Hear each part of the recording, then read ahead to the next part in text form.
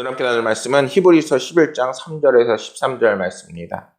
함께 본문 말씀을 읽겠습니다. 믿음으로 모든 세계가 하나님의 말씀으로 지어진 줄 우리가 아나니 보이는 것은 나타난 것으로 말미암아 된 것이 아니니라. 믿음으로 아벨은 가인보다 더 나은 제사를 하나님께 드림으로 의로운 자라 하시는 증거를 얻었으니 하나님이 그 예물에 대하여 증언하심이라. 그가 죽었으나 그 믿음으로써 지금도 말하느니라. 믿음으로 에녹은 죽음을 보지 않고 옮겨졌으니 하나님이 그를 옮기심으로 다시 보이지 아니하였느니라. 그는 옮겨지기 전에 하나님을 기쁘시게 하는 자라 하는 증거를 받았느니라. 믿음이 없이는 하나님을 기쁘시게 하지 못하나니 하나님께 나아가는 자는 반드시 그가 계신 것과 또한 그가 자기를 찾는 자들에게 상 주시는 이심을 믿어야 할지니라. 믿음으로 노아는 아직 보이지 않는 일에 경고하심을 받아 경외함으로 방주를 준비하여 그 집을 구원하였으니 이로 말미암아 세상을 정죄하고 믿음을 따르는 의의 상속자가 되었느니라. 믿음으로 아브라함은 부르심을 받았을 때에 순종하여 장래의 유업으로 받을 땅에 나아갈새 갈 바를 알지 못하고 나아갔으며 믿음으로 그가 이방 땅에 있는 것 같이 약속의 땅에 거류하여 동일한 약속을 유업으로 함께 받은 이삭 및 야곱과 더불어 장막에 거하였으니 이는 그가 하나님이 계획하시고 지으실 터가 있는 성을 바랐음이라. 믿음으로 사라 자신도 나이가 많아 단산하였으나 잉태할 수 있는 힘을 얻었으니 이는 약속하신 이를 미쁘신 줄 알았음이라. 이러므로 죽은 자와 같은 한 사람으로 말미암아 하늘의 허다한 별과 또 해변의 무수한 모래와 같이 많은 후손이 생육하였느니라. 이 사람들은 다 믿음을 따라 죽었으며 약속을 받지 못하였으되 그것들을 멀리서 보고 환영하며 또 땅에서는 외국인과 나그네임을 증언하였으니. 아멘. 믿음을 통해서 오는 은혜라는 제목으로 말씀을 나누고자 합니다. 제가 이번 지난 금요일에 이제 전에 사역하던 교회를 가서 말씀을 전하고 또 오래간만에 갔는데 참 뭐라고 할까 고향에 간 기분이더라고요. 많은 분들이 환영해 주시고 또한 맞아 주시고 참 기뻤습니다. 그런데 제가 거기에 가서도 역시 말씀을 전하러 갔지만 이제 거기서 부교육자로 있었잖아요. 그러니까 섬기게 되더라는 것이죠.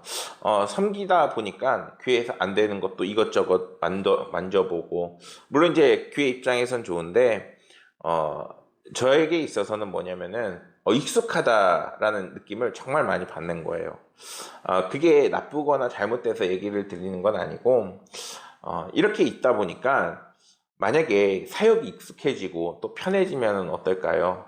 하나님께서 뭔가 도전을 주시고 항상 어디로 가라 인도하시고 그리고 뭔가 숙제를 항상 주시는 분이신데 막상 그렇게 하고 있으니까 숙제가 이미 해결된 느낌인 거예요. 그러니까 하나님께서 참 우리를 보내실 때 어때요? 어딘가를 보내실 때 뭔가 멀쩡하고 괜찮은데 보내기보다는 가서 우리가 복음을 증거하고 또 사역을 해야 될 것으로 보통 보내더라고요. 그러니까 가니까 편안하니까 이것은 하나님께서 기뻐하시진 않겠구나라는 생각이 좀 들게 되었어요. 하나님께서는 언제나 우리가 복음을 따라 복음을 들고 그 복음이 증거되는 삶을 살기를 원하십니다. 그렇기 때문에 우리가 가정에 있든지 그 어느 때에 있든지 우리가 정말 주님과 함께하며 복음을 증거하는 삶을 살아야 한다는 것이죠. 오늘 성경에서는 믿음의 선진들 그리고 그들을 통해서 그들이 믿음으로 어떻게 그 길을 갔는지 이야기를 하고 있습니다. 믿음의 선진들과 아브라함이 죽는 순간까지 무엇을 지켰어요? 바로 믿음을 지키고 하나님을 향한 그 길을 하나님께서 인도하시는 그 길을 동행했다라고 분명하게 성경은 우리에게 이야기하고 있는 것입니다. 먼저 아벨과 에녹, 노아를 예를 들어요. 아벨은 하나님 앞에서 진실된 예물과 예배를 통해서 하나님께 칭찬을 듣게 되지요. 오늘날 성도들도 그의 이야기를 들으면서 어때요? 우리도 예물을 드릴 때, 하나님 앞에 예배를 드릴 때 정말 진실되고 그리고 신실하게 드려야 된다는 것을 깨닫게 되지요. 또 그 다음은 누가 나오나요? 에녹이 나와요. 에녹은 그 삶이 늘 주님과 동행했다라고 얘기해요. 하나님과 늘 동행하니까 무엇을 못 봤어요? 하늘나라로 올라가는 그 육신의 죽음을 보지 않았다라고 얘기를 해요. 우리가 만약에 에녹과 같이 은혜를 받으려면 얼마나 믿음이 좋아야 될지 감히 상상이 되지 않죠. 우리가 믿음이 있다면 하나님께서 에녹처럼 들고 올라가신다라는 거예요. 노아는 어땠어요? 노아는 세상 사람들의 편견에도 불구하고 주님께서 방주를 만들라고 하니까 방주를 만든 사람이었어요. 사람들이 노아를 얼마나 어리석다 얘기했겠어요. 날씨는 맑은데 산 위에 방주를 지으니 참 어리석고 그리고 말도 안 되는 일을 했다라고 얘기하지만 결국에는 40일로 비가 내리고 홍수가 나고 모든 것이 쓸려가는데 그 속에 노아만 살아남게 됩니다. 그들이 이렇게 하나님을 향한 무엇이 있었을까요? 바로 믿음이 있고 확신이 있고 주님과 동행하는 삶을 살았다는 것을 성경이 분명하게 얘기하고 있는 것입니다. 성경은 이들의 믿음으로 구원을 받았다라고 분명히 말씀하시며 오늘날 우리 성도들을 향해서도 이렇게 믿음으로 살 것을 얘기하고 있습니다.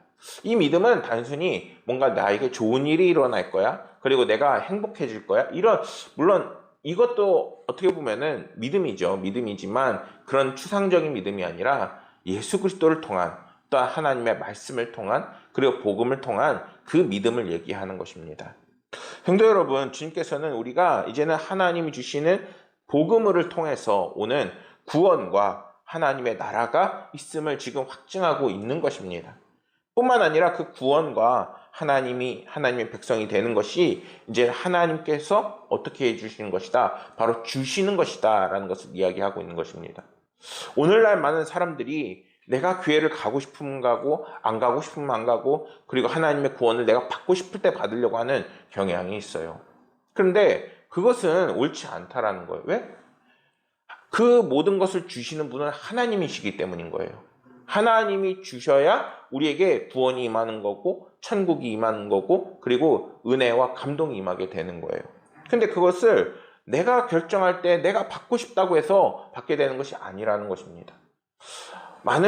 이번에 제가 말씀을 전했다라고 했잖아요. 말씀을 전하면서 사실 제가 가져간 말씀의 본문은 하나님의 말씀을 회복하고 예배를 회복하고 성전을 세워야 한다라는 그 말씀을 가지고 갔어요.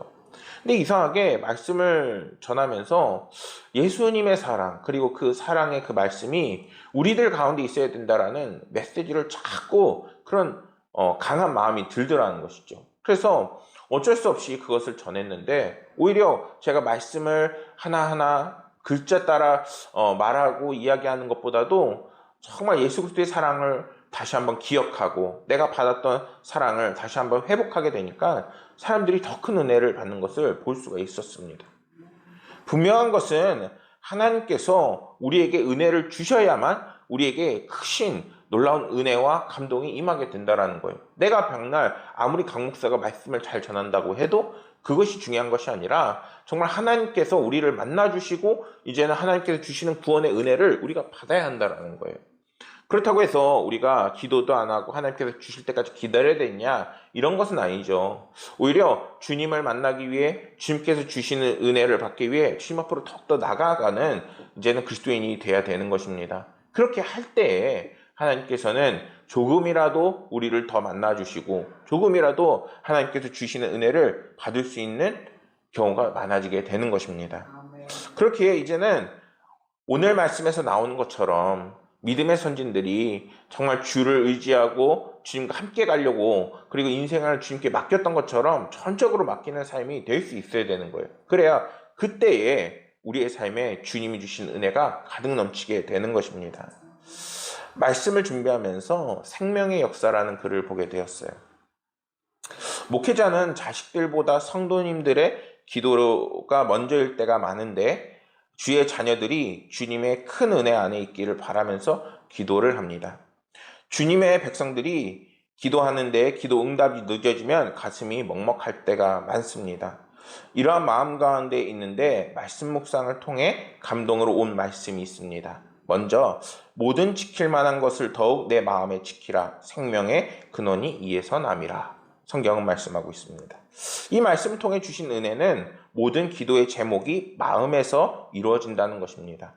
근원이란 끝, 나아감이라는 의미가 있는데 하나님의 말씀이 이루어지는 끝, 그 뿌리가 마음에 있다는 것입니다.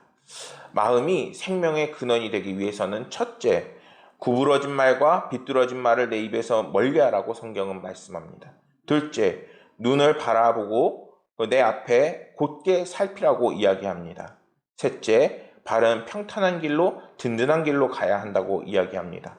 부정적인 말, 믿음이 없는 말을 멀리하고 눈은 말씀을 가까이 하고 발은 죄를 멀리하는 생명의 역사를 따라가는 삶이 돼야 합니다. 라는 글이었어요.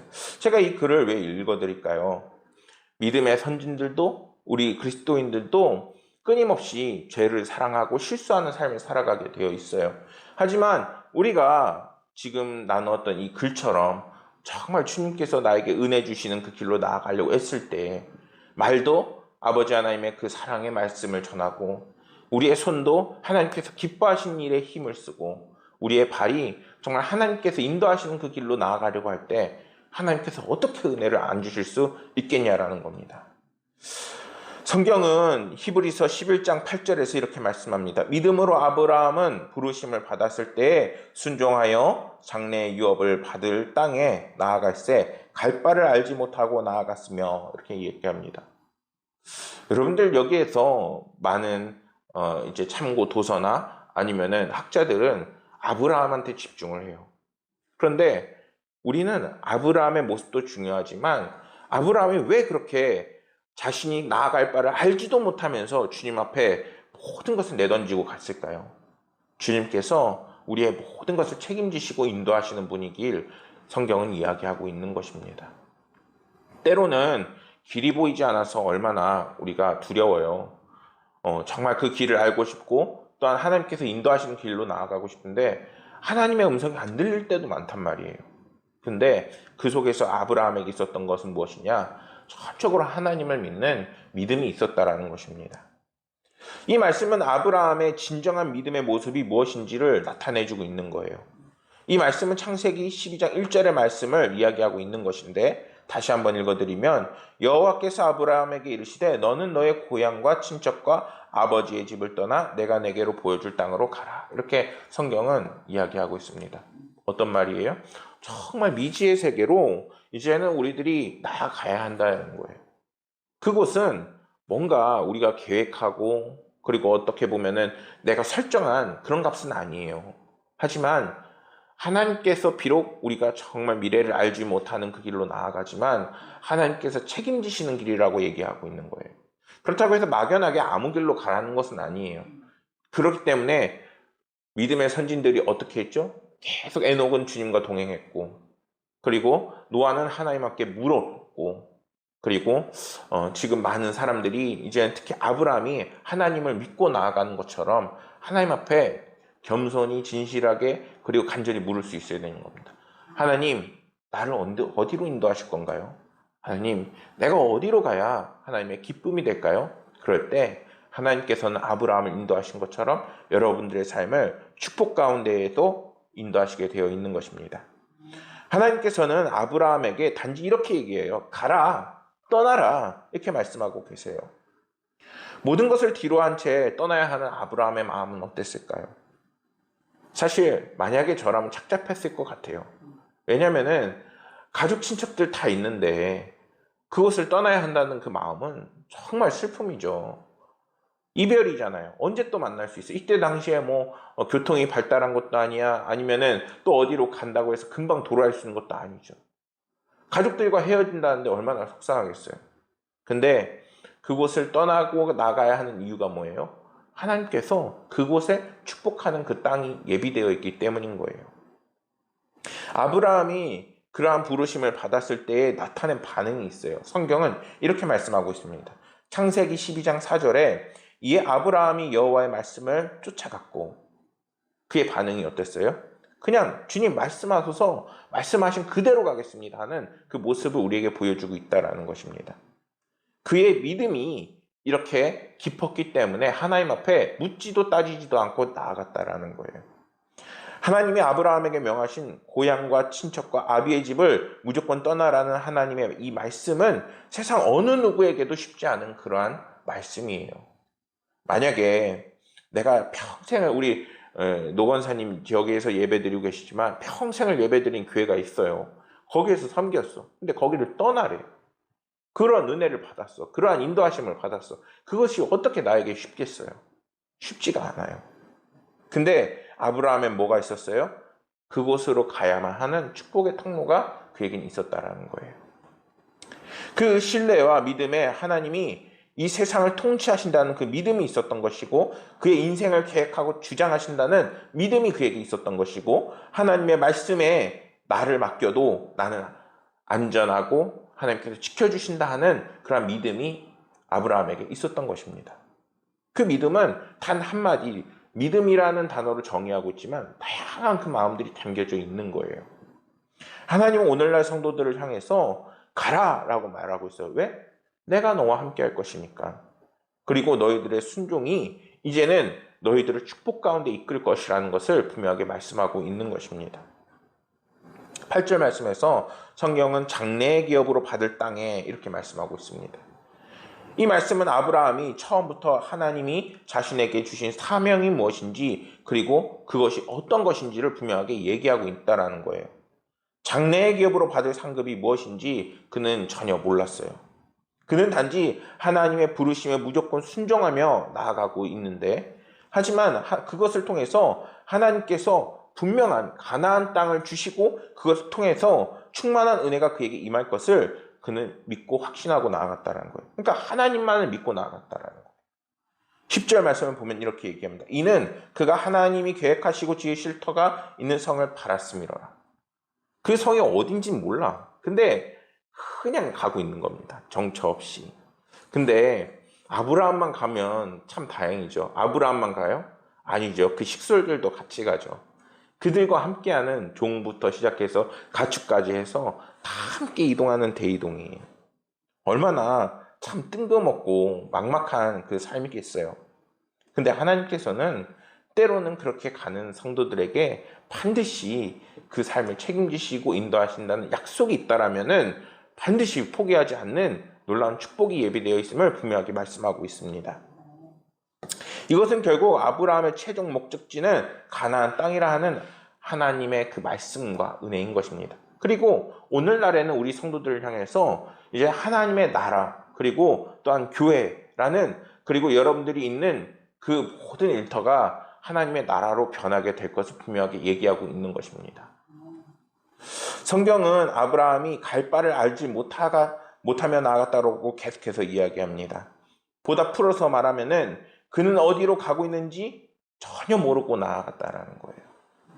아브라함은 하나님의 부르심을 쫓아가면서도 정말 두렵고 무서웠을 텐데도 그냥 나아가고 있는 거예요. 왜? 그 무서움보다도 하나님께서 주실 축복과 은혜가 더 기대가 되는 거기 때문이에요. 그렇게 아브라함은 하나님의 말씀을 순종하며 알지도 못하는 어딘가로 계속해서 나아가고 있습니다. 이러한 그를 볼 때 그의 믿음은 보지 않는 믿음이라고 얘기할 수도 있는 거예요. 보지 않고도 하나님께서 정말 뭔가 증거를 보여주지 않고도 그냥 나아가는 정말 큰 믿음이었다라는 거예요. 우리들 얼마나 하나님 앞에 증거를 요구합니까? 쌀 내놔라, 떡 내놔라, 하나님께서 먹이신지 안 입히신지 보여봐라. 우리 얼마나 요구해요. 하나님, 오늘도 기도할 때도 하나님 앞에 이렇게 기도해요. 하나님, 정말 우리가 물질이 떨어져서 물질을 좀 채워주세요. 저 역시도 그렇게 기도해요. 또 영성이 떨어지면 어떻게 돼요? 하나님, 성령을 보내셔서 영성을 채워주세요. 이렇게 요구를 해요. 근데 아브라함이 그런 걸 요구해요? 아니잖아요. 그냥 하나님의 말씀이 있었고 그 말씀대로 나아가잖아요. 물론 우리가 하나님의 도우심은 반드시 필요합니다. 때로는 하나님한테 물질을 요청할 수도 있고 때로는 영성을 요청할 수도 있고, 중요한 것은 이 아브라함의 믿음을 통해서 우리가 바라볼 수 있어야 되는 것은 하나님께서 축복하신다라는 확신이 있어야 된다는 거예요. 아브라함은 전혀 하나님을 보고 하나님께서 나를 구렁텅이로 빠뜨리시겠지, 하나님께서 나를 힘들게 하시겠지, 그런 말이 전혀 안 나와요. 오히려 하나님께서 가라는 대로 가겠습니다라고 하고 있는 것이 아브라함이라는 거예요. 왜 그럴까요?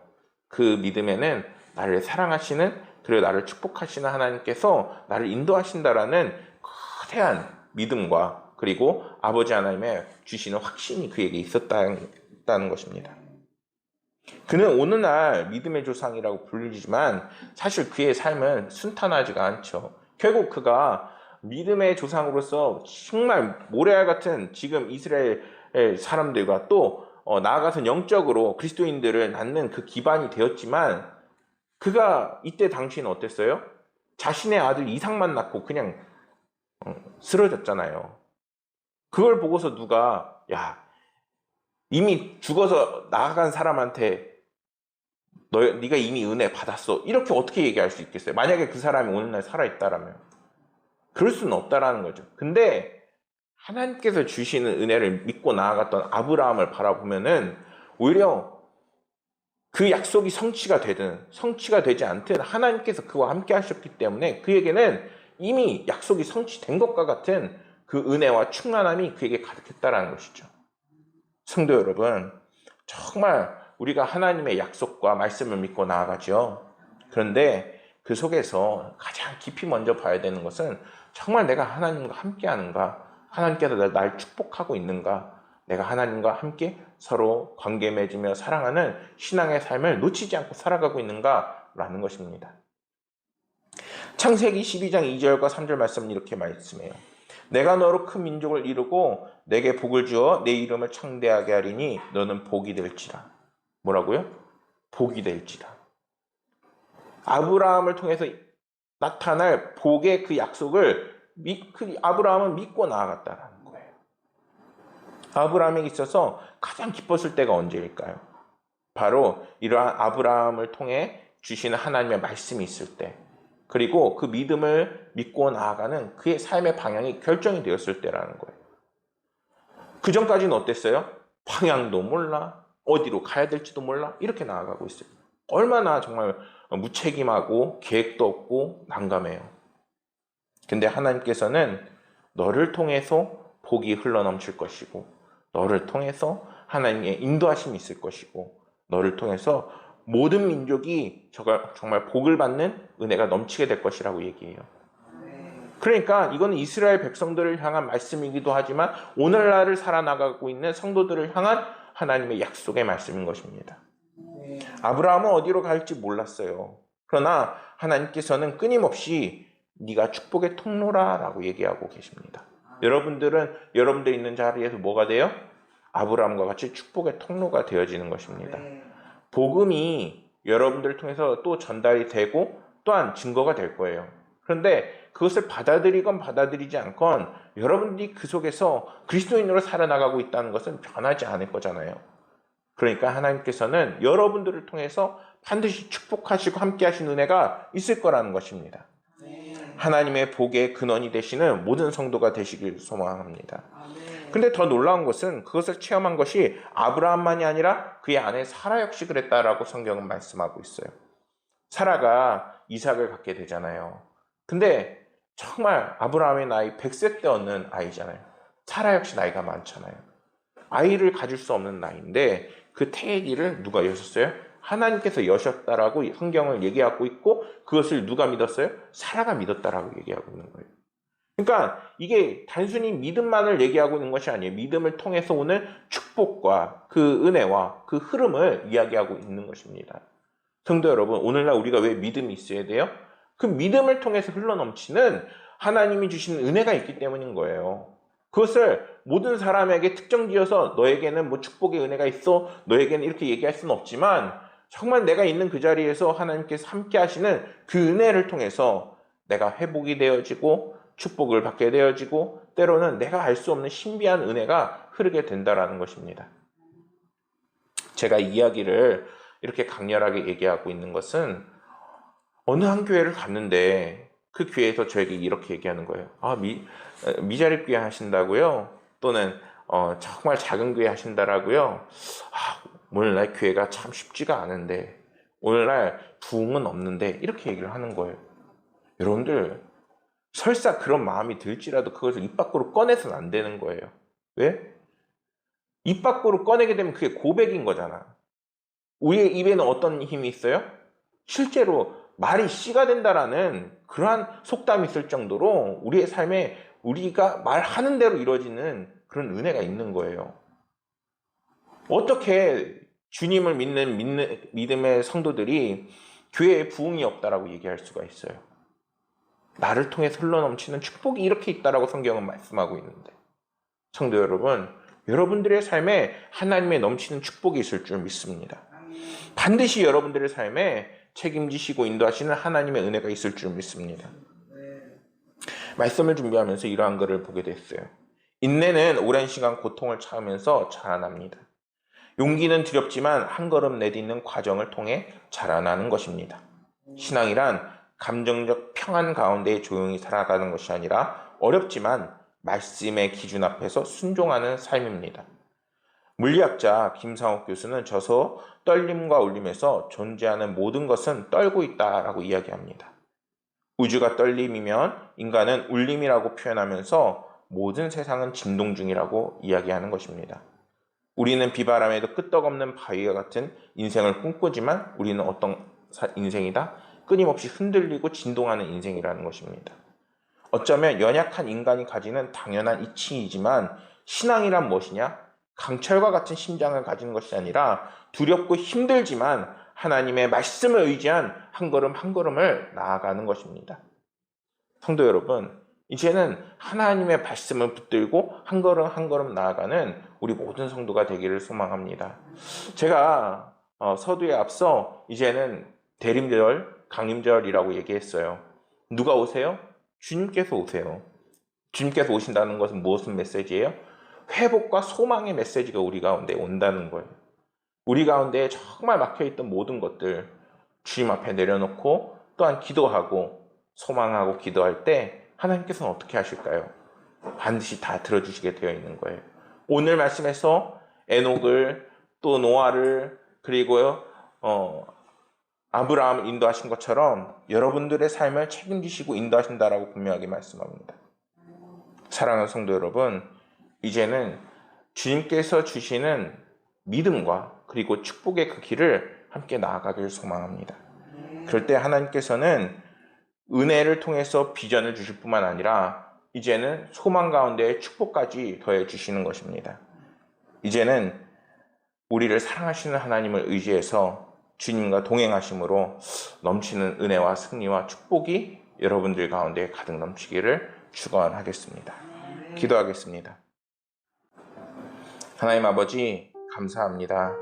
아버지 하나님께서 우리에게 믿음을 주셔서 그리스도인으로 살아가게 하시고 또 이제는 예수 그리스도의 오심을 기다리게 하시고 그리고 그 모든 길을 인도하시고 함께 하심을 주신다는 말씀을 주셨으니 아버지 하나님이여, 이제는 아브라함처럼 또는 노아처럼 에녹처럼 저희들의 삶을 주관하시고 이끌어 주시옵소서.